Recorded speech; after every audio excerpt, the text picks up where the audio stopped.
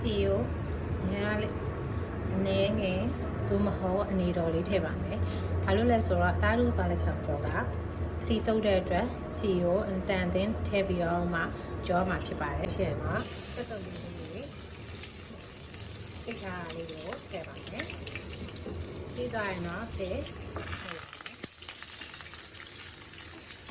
စက်တုံးလေးရဲလာတဲ့အထိကိုဝေထားပါမယ်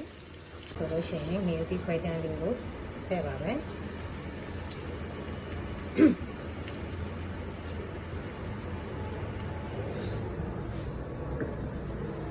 မင်းပြင်းနေပြီဆိုရင်ဒီမင်းရည်ရှော့ထားပါမယ်ရှင်။ဒါလေးဆိုရင်ဆက်ထားပါမယ်။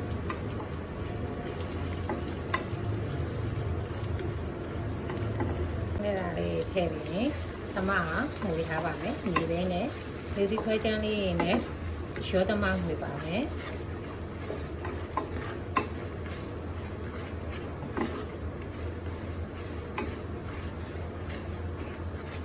မသမမွေပြီးဆိုလို့ရှိရင်ရတာ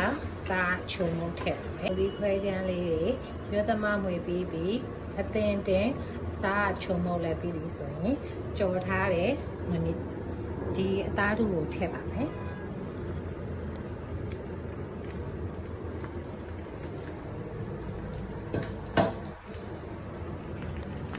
ပြီးရင်ရောသမမွေပါမယ်